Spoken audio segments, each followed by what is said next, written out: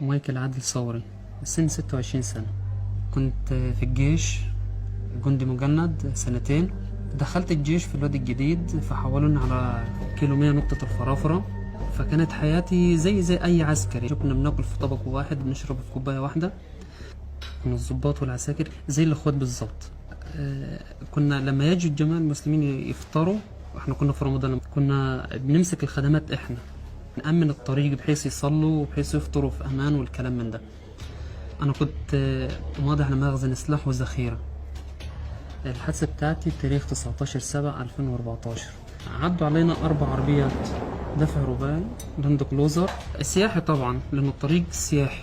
ألقوا نظرة، بس نظرة غريبة. فرحت أنا قلت للقائد بتاعنا، فبقول لا متقلقش، مش عربية سياحة، ما فيهاش حاجة يعني، ده عربية سياحة. يعني جت على الساعة 2 بالظبط ولقيت 4 عربيات دفع رباعي لاند كلوزر جايين بسرعة البرق. الجماعة دول إرهابيين اللي دخلوا علينا داعش. فيهم طبعا لابس قناع، وفي لابس لبس عادي، والفي مطول شعره ومطول دجنه. التبة العالية دي نصبوا فوق بيها القناصة. كنا 24 واحد. واحد ماسك RPG، اللي قدام طبعا بيضربوا بالرشاش المتعدد والآلي. تمام. طبعا دخلوا على العساكر اللي مريحة في الخيم، ما كانش عندنا مباني كتير، كانت لسه المباني تحت الإنشاء. العساكر اللي استشهدت في الخيم فضلنا احنا 6 بس اللي بنضرب بالسلاح. النقيب محمد درويش، والنقيب محمد إمام، الضابط الهامي، الضابط أحمد نصر، وأنا، وواحد اسمه بطرس من سوهاج. احنا ابتدينا 3 ساعات نضرب في بعضنا. ال6 بيصدوا يعتبر فوق 46 واحد. فابتدوا يضربوا بالقنابل اليدوية، فجروا مخزن السلاح والذخيرة، فجروا التعيينات، فجروا مخزن الإشارة. فاستشهد أول واحد الضابط محمد إمام، طبعا كان في مخزن السلاح والذخيرة، طبعا استشهد. كنت أنا والنقيب محمد درويش مع بعضينا. أنا كنت واقف قدام باب النقطة، وهو كان ورايا، لأنه كان باب النقطة من قدام وكان في شباك جنب باب النقطة. فهو موت واحد وأنا موتت واحد. ما لقيت النقيب محمد درويش، وانا النار مسكت في هدومه، طبعا كانت تشوه. كان في بستلة ميه كده في الحمام، لأن الحمام كان في النقطة نفسها. فرحت مسكت الجرد زي كده، رحت قبيت على جسمه، وراحت النار اتطفت وهدومه اتبلت. أنا جيت أعمر البندقية بتاعتي، فببص جنبي لقيت النقيب محمد درويش واخد طلقة قناصة في راسه ومستشهد قدامي. فأنا بعمره كده، راح جاني 5 طلقات في رجلي يمين، عجزوني طبعا، ما قدرتش اتحرك. فضلت مرتكز واضرب، رحت ضربت واحد في صدره، مات قدامه على طول. فبعمر البندقية بتاعتي راحت سخنت مني، فبركب الذخيرة. جيت واحد قدامي راح ضربني في ايديا الاتنين، اخدت فيهم 3 طلقات. طبعا كده عجزت تماما، ايديا طبعا اتكسرت من النص، من الكوع لغاية الكفة، ما قدرش احمل اي حاجة. ابتديت اسحف، طبعا ما قدرتش اسحف على بطني عشان خاطر رجلي ألمان وكده. فأنا وبسحب زي كده لقيت واحد طبعا واقف عليا وبيشهد، وضربني طلقة في دماغي وواحدة في كتفي.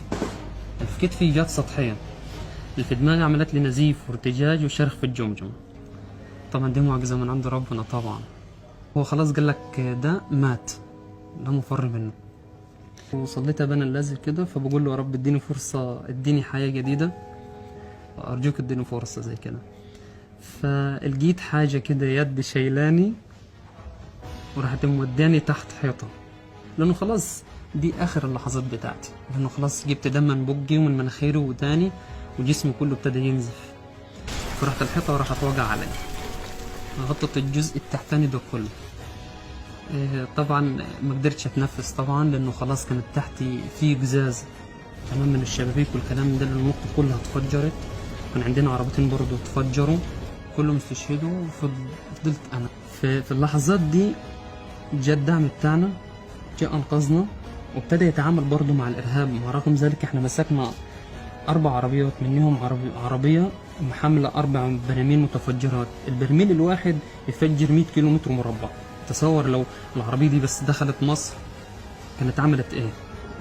حطونا على عربية طبعا، ودوني المستشفى بتاعت الواحات البحرية. الواحات البحرية عملت لي يا دوب اسعافات اوليه، لانه كنت خلاص على فقدان الوعي. فدخلت مستشفى كبر القبة، فلقيت عندي نزيف وارتجاج وشرخ. قالت لا، يتحول المستشفى المعهد العسكري يا اما يتسفروا بره مصر. حولونا على مستشفى المعهد العسكري على طول مباشرة. فدخلت المستشفى، ففي لواء جانا على طول، فبيقول انا اللي هعمل له العملية. دخلت العملية الساعة 7 المغرب، وطلعت منيها الساعة 1 بالليل. جسمي كله كان متجبس طبعا. قالوا لي يا مايكل حضر نفسك، بعد يومين هنعمل لك عملية في ايدك الشمال عشان في عظمية مكسورة. دخلت طبعا العمليات، عملوا لي العملية وطلعت وحطوني في الغرف وكل حاجة كويس، بس في ألم شديد وفي بكا، عظمي كله متكسر طبعا. مش فبكلم يسوع فبقول له يا رب خدني وما تألمنيش أكتر من كده. جاء الدكتور فبيقول له مايكل بعد 3 أيام بالظبط هنعمل لك العملية التانية بتاعت إيدك. فابتديت أبكي ويعني بدموع وعاتب يسوع. ففي واحد فتح الباب دخل بيقول لي عاوز ايه؟ فبقول له انا رجلي ألماني شديدة. فبقول له ورهن كده، وقلت له اهي. فبقول له خلاص تمام ماشي يا دكتور. طبعا كانت كلها متجبسة.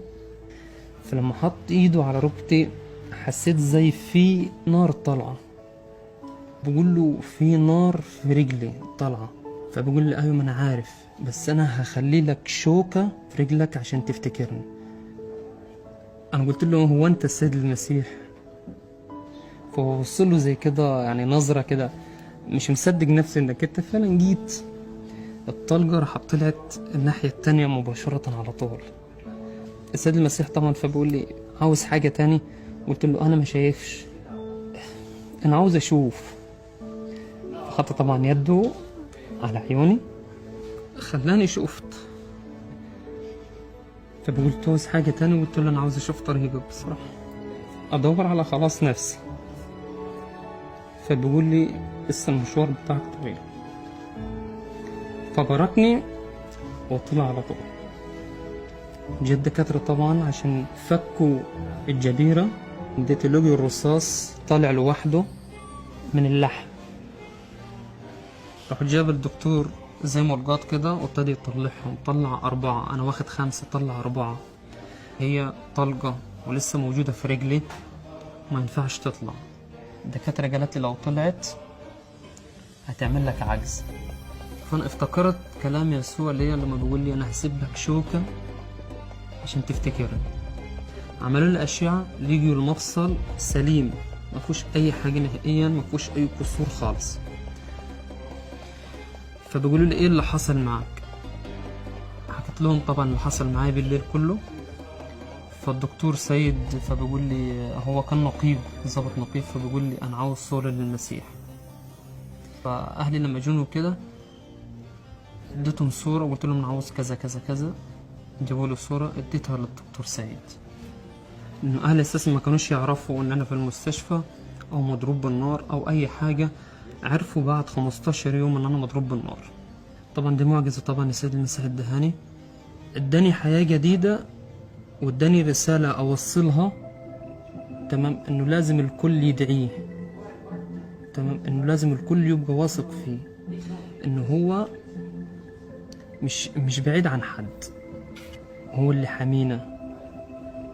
وانا كتب لي عمر جديد عشان اوصل الرسالة دي، اقول له يسوع حي.